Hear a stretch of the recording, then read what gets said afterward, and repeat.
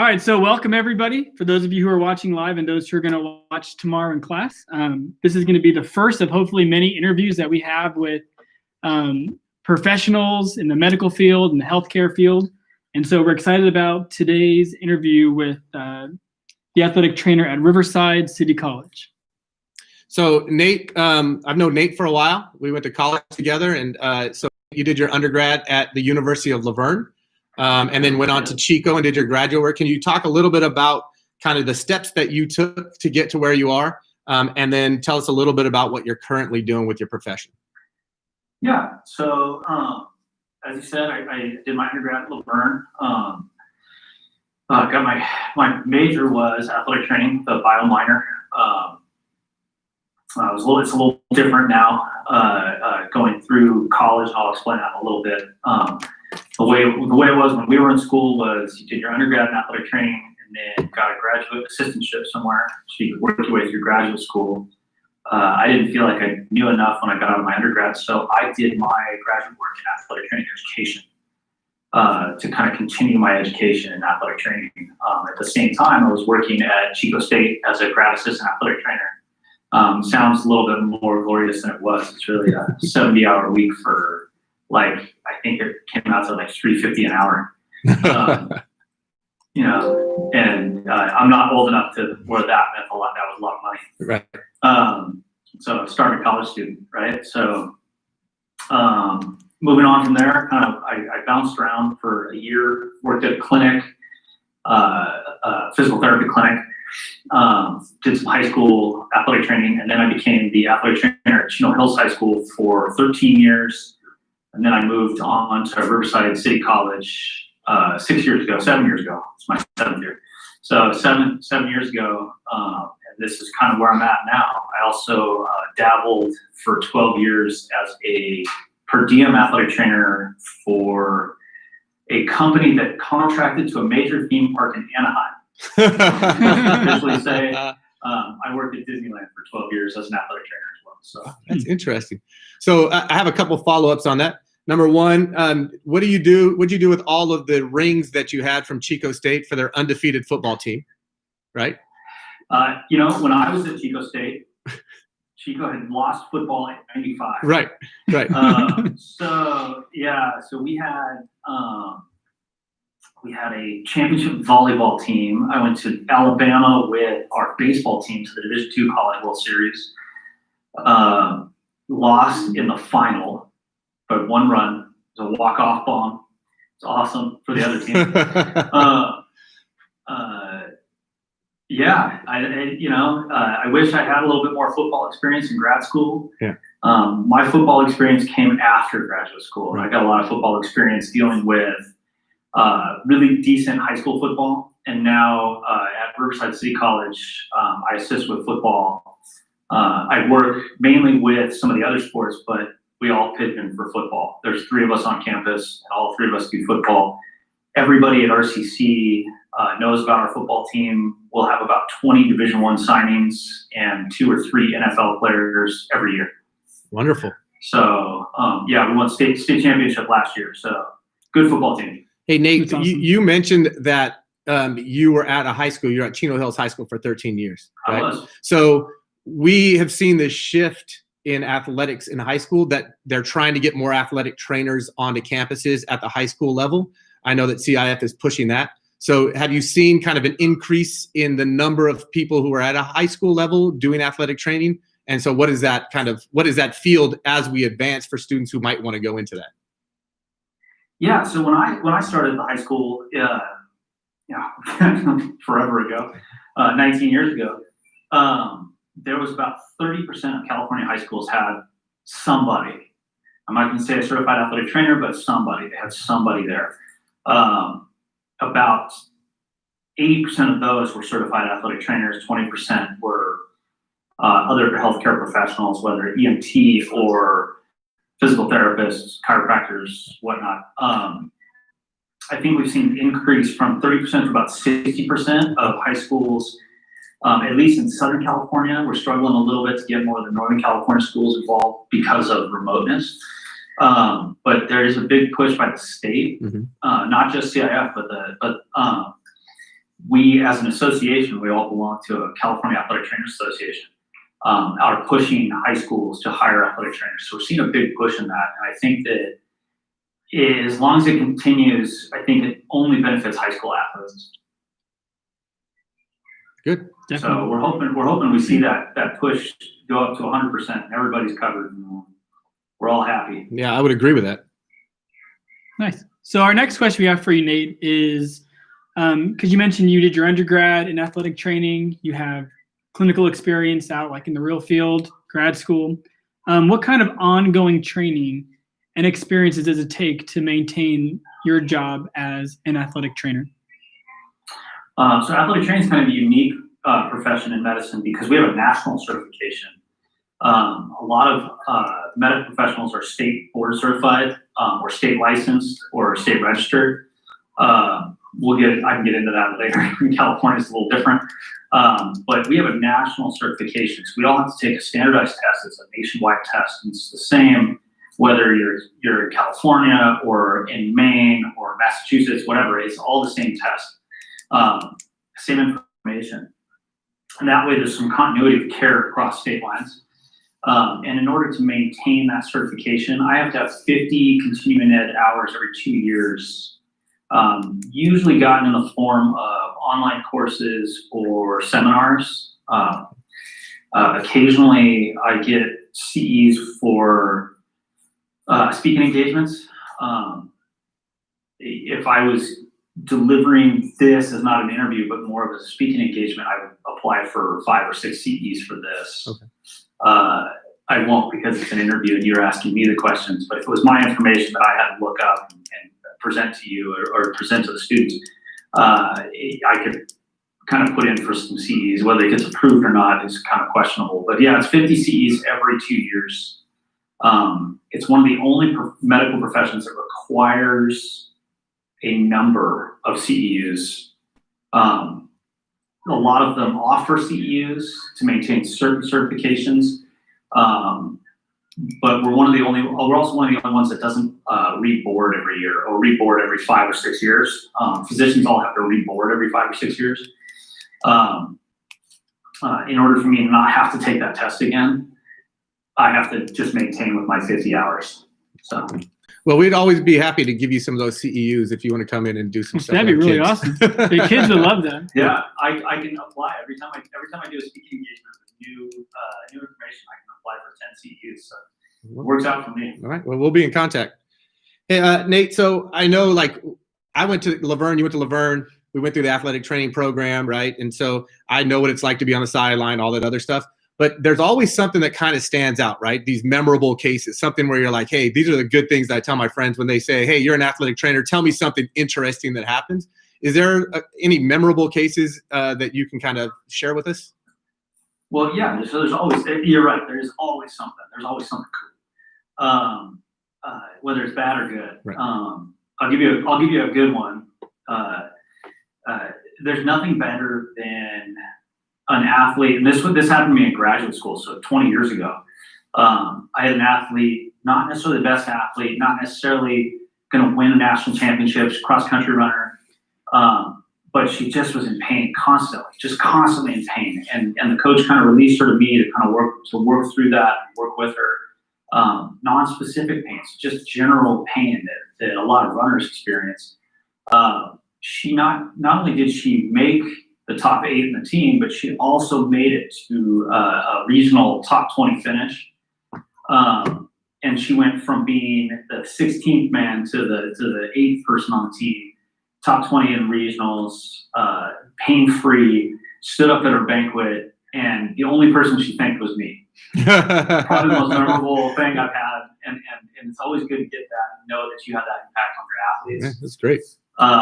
Unfortunately, a lot of what people see with athletic trainers is the bad stuff. So my first year at Chino Hills High School, an athlete from another school speared, got contact with the head helmet, one of our athletes in the chest. The opposing high school did not have a certified athletic trainer. So I was called on the field to deal with the athlete. The athlete was prone, so face down, and had no feeling from the shoulders down. Because of the remoteness of where we were during LA traffic, Friday night, we had to have a helicopter land on the field. I held on to his head for 45 minutes before the fire department and the ambulance drivers got him strapped to the board in an ambulance and safe so we could land a helicopter and get him off for emergency surgery on his neck. He's still paralyzed from the shoulders down. Wow. Good kid. But I can remember his voice in my head. So those things stick with you. And I've had multiple instances since then. And you remember all of them, but then you always remember I think you remember the first more than anything else. And the most life-threatening. I think that's one of the most life-threatening things I've seen. Since then, I've seen fractured femurs, dislocated knees, dislocated elbows. You remember them all, but it's more in like a blur. Right. But I remember the athlete that aren't necessarily the best athletes, but the ones that you help the most to get through something that they think is career ending. Those are the most memorable. And I hope that anybody who ever wants to be an athletic trainer, you never see something horrible. But you're always prepared for it. Right. And you have an interesting job in that, everybody wants to have an exciting job, right? You want your job not to be exciting, right? If you're having a day that's not exciting and boring, then you had a good day. Yeah. I always tell my athletes, I said the best day is if because my hobbies are running and hiking. The best day is if I'm looking up places to go run and hike on my computer, and I don't see anybody. Right. If I have a boring day, if I get home, my wife says, "Hey, how was your day?" Man, I was bored all day. I had a great day. Nobody was hurt. Right. Nobody got hurt. Right. I think of ambulance drivers, EMTs, paramedics, and emergency room personnel. If they had a boring day, they had a good day. Right. So for me, that's the same thing. If I have a boring day, I have a good day. Yeah. So I think you answered this question, but I just want to make sure if there's anything else you wanted to share about this. But what do you find as an athletic trainer is the most challenging thing about that profession? The profession itself, the most challenging thing is dealing with, everybody wants to work with athletes. Everybody always wants to work with athletes. Athletes are fun. Why are athletes fun? They're healthy. Sick people aren't that much fun to work with. Athletics looks like fun. I always tell people I have the best seat in the house for every sport I ever go to. It's hard for me to watch sports from the stands because I'm so used to being on the field. In fact, I have a friend of mine that's the assistant athletic trainer for the Chargers. I go to a Chargers game, I can stand on the sideline. Let me know when you want to go. I can go stand on the side. What's that? So let me know when you want to go. Yeah, right. I haven't sat in the stands at a sporting event. I don't know, in years, because it's a small world. I know a lot of these people, and I don't necessarily go to games if I'm not standing where I'm in the mix. So, but the most challenging thing is if an athlete gets hurt, that person is psychologically damaged, and they lose their sense of who they are. All athletes, high school, even now you see it a lot in little kids. You ask them about themselves, and the first thing they do is tell you what sports they do. That's how they identify it. That's their friends. Everything revolves around their sport. And as soon as they get injured, immediately in their head, I can't play sports anymore. Who am I? Right. How am I going to define myself if I can't play soccer, if I can't play football? And dealing with somebody who's emotionally fragile on that level is very challenging. And to see the stages of injury, I'm sure you guys go through that in class, and the stages of injury in the denial stage because they can't get to the acceptance. Athletes have a hard time with acceptance, especially with injury. So I think that's the most challenging thing, and people don't see that. People see, when Kobe tore his Achilles tendon years ago, they see how driven he is. But I guarantee he thought about retiring within 10 minutes of tearing his Achilles tendon. Yeah. Because he loses sense of self. This is not an injury most people come back from. So that's athletes, all athletes. And it can be your person that is never going to see the field, that is going to sit for 4 years in high school, but just wants to be part of it. But that's how they define themselves. So it's emotionally scarring every time somebody gets hurt.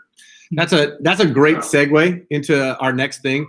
I just want to point out what you just said was, we think of athletic trainers as being these guys who help people with physical injuries, but you do a lot of the mental type of stuff too, right? I mean, you have to go to these people and say, hey, this is worth rehabbing. This is worth giving a shot. This is worth doing all that hard work for to get back to where you are. So you have to do the physical stuff, but you also have to do the brain stuff that goes along with it. Yeah, and it's something I think that, and you can probably attest to this, Gil, when we were in college, they didn't teach us that part. No. You didn't learn that athletes are going to be emotionally scarred when they come to see you. And so that's something I had to learn after college. And the cool part about that is I did learn that. I've done a lot of continuing education. There's a whole mental health component to the profession now. And that's been really being pushed. And I work directly we have a therapist on campus with us that we work with that can help the really hard cases that I may not necessarily be able to hold their hand through the process. And we actually bring in mental health professionals because of that. Mainly because I need to concentrate on the physical part of what's going on. Right. But I do constantly. And when somebody tears their ACL, the first thing they look at me and say is, well, how long? Right. Well, it's going to be a year, but you're going to be okay. Mm-hmm. Right. And I'm going to be there every single step. And I'm the constant in all of that. So it's pretty neat. Yeah. So we're going to transition a little bit because in our classes, the reason we wanted to have you on was to do some of this with the kind of your career, but we're doing concussions right now. And so we've done a whole bunch of stuff. Our students have become concussion certified through NFHS. They learn about the brain and what the brain functions are in certain areas. So I had some questions that kind of go along with that. So how do you, as an athletic trainer, and you said that, you help with football, how do you deal with the realities of concussion in sports? I know that there's this new trend to kind of make an awareness campaign, which we do in our class, but how do you kind of deal with the realities of that concussion? And you talked a little bit about that with dealing with the athlete mentally, but how do you kind of deal with that reality of, they are going to have concussions? Yeah, well, so it's kind of a given in sport. You're going to have concussion, and it doesn't have to be in football. The sport that has the most concussions outside of football, the organized sport that has most concussions outside of football is women's soccer, especially youth girls soccer. And part of that, I think, is we're not teaching. Women are just physiologically different than men. It's just kind of a fact, and we're not teaching them how to use their head against the ball. But you're going to see those kinds of things. I see concussions in volleyball, so they happen. It's a fact, and it's not something that we're going to get away from anytime soon. So when you're management of concussions has gone, it's gotten immensely more complicated than it was when I was a student in college. When I was a student in college, there was a couple of terms that we don't use anymore. We used to call it bell ringers. Somebody who had a mild concussion that lasted or subsided after about 15 to 20 minutes. We'd say they got their bell rung, and we'd let them play. They had a concussion. We know they had a concussion. And now that the thought of we did this when I was first starting out. 20 minutes would go by after halftime, and they'd be like, "Yeah, I feel great. Let's go." Yeah, go for it, man. You're on it. Yeah. And we do some sideline testing, and it consisted of, consisted of me telling them a story with key points. I have to remember the key points, and it's pretty easy. Whereas now we use a SCAT-5 test. SCAT-5 standard concussion assessment tool, right? Yeah, standard concussion assessment. It's the fifth. Sorry, we're on the fifth version of it. I remember the SCAT-1 was not very complicated. It was a single page. Now we're on 3 pages front and back. And it's a lot of cognitive recall. So that's got more complicated. Managing the mental health of athletes with concussions has gotten more complicated. What we know a concussion has gotten more complicated. We used to think that concussion was just bruising on the outside of the brain. And now with live CT scan and live MRI, we know that now it's actually the neurosynapses, which kind of actually look like this, are actually being twisted, or the chemical firing of the potassium pumps in the neural synapse stops. And the brain has to bypass that synapse, and CTE is the long-term death of those synapses. And so, but that's all stuff I've had to learn in the last 20 years. I didn't get that in school. I didn't know. Okay. And so dealing with that is scary. Concussion, I always tell athletes, concussion is the most scary injury I deal with because I can't ice it. Yep. I can't rehab it. I can't make it better. And I have to wait, and it's all the symptoms. So there's some objective testing we can do, but for the most part, we have to be very subjective and be overly cautious. I have to know, and I have to memorize the function, not just the name, but the function of the cranial nerves, which is fairly awful. You guys that get into that medical part of the science part of this. Memorizing the cranial nerves by themselves is hard, but memorizing the function of each cranial nerve is rough. I actually had an athlete with concussion 6 months post that couldn't raise one of her eyebrows when both eyebrows would go up. But it was so subtle, we had to have a neurosurgeon evaluate it.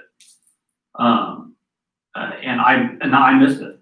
Luckily, I was smart enough to know that I didn't know, and I sent her to a neurosurgeon. But concussion management has just gotten immensely more complicated. We do computer-based testing now. There's even apps on your phone. I use a test called Sway. It's a balance test, uses the accelerometer of your phone, and it measures balance. It's a version of something called the BEST test. And it's a pretty accurate test, sideline test for concussion and concussion management. It's just a tool I use, one of the tools that I use, along with the SCAT-5 test, and then symptoms. I have to go a lot on symptoms, which is very scary. Well, but unfortunately, go ahead. Yeah, that actually leads me into the next thing. So since you're on that, so when you're looking at protocols, right? Let's say you're on the sideline and student athlete gets hit. When you go out on that field, or when the student comes to the sideline, what symptoms are you looking for? What are you trying to identify? And what do you hear most of the time when students say, or athletes say, hey, I'm seeing this, or I'm not seeing this, if you know what I mean? Sure. Yeah, no, the easy ones are the ones that are, if they're unconscious, like that's the easiest one to deal with because they have a concussion. Right. It's clear they have a concussion. It's an easy one to deal with. They're out. An unconscious athlete, by the way, gets an ambulance call. It's all right. They get a free trip to the hospital. Yeah, right. No more of this, no smelling salt stuff. One of my favorite one is for those of us that are old enough to remember Jerry Maguire, and they clap to wake the guy up. Oh, yeah. Yeah, that was awful. We don't do that. Yeah. The scary ones are the guys that come over and so after 20 years, I'll tell you one of the things that I can do on the sideline. Most athletic trainers that are doing this a long time can do this on the sideline. You hear it. I hear it before it happens. You hear it crack. Then you look, and you can kind of see somebody who looks like they're off balance, somebody who looks like they're not all together aware of where they are. Those are a little bit easier. I've been in situations where the athlete has gone to the other sideline because they don't know where they are. When they stagger, when they get up, those are the kind of the immediate things you're looking for. Balance is a big one. The things you look for in athletes that maybe don't show those balance problems. Now you have to kind of rely on cognitive function. So I talk to the athlete. I sit down with the athlete. First question is, your head hurting? Okay, second question is, can you see? And then we start getting into the, hey, do you know where you are? Do you know who you are? Do you know what day it is? Never ask a football player what day it is, because it's either Friday or Saturday. If they're in the NFL, it's Sunday, Monday, Thursday. You know, Okay. That's an easy one, but you ask them the date. That's different. Right. So we ask them, do you know what date it is? What's the date is? What year it is? You can always ask who the president is, because that's something everybody should know. Right. If they can't tell you those things, that's cognitive functions, loss of kind of mid-range memory. And we have antegrade and retrograde amnesia. Mm-hmm. We look for those kinds of things. Really, you can see it in their eyes. Yeah. You always see doctors and athletic trainers, physical therapists using pen lights. I don't have one. I'm at home, so I don't just carry a pen light around. You got a phone. You do the phone. Yeah, the problem with the phone is the LED light might blind them. So you have to actually use an old school, like AA battery pen light. Right. And so we look for pupillary response. One of the first things that goes, especially if they hit the back of their head, all the motor control for your eyes is in your occipital lobe. If I shine a light in somebody's eye and the pupil is either dilated or it's contracted, and it doesn't change with light, then we know there's something going on with their brain, and or ocular nerve too. So there's a whole bunch of stuff going on. A sideline assessment is just looking for normalcy. We do a much more in-depth assessment as we get off the sideline, obviously, as the physicians start to get involved. We have 3 or 4 physicians on our sidelines at all times. Wow. Our orthopedist never comes in for a concussion. He hates them. He does knees, shoulders, elbows, Right. But we have we use family practice doctors, and they come over, and each one of them gets a chance to talk to the athlete, look at the athlete. But then what they do is they always ask, like, hey, this guy, how's he look? Right. And then there's the obvious things like vomiting, inability to speak. These are all things I've seen.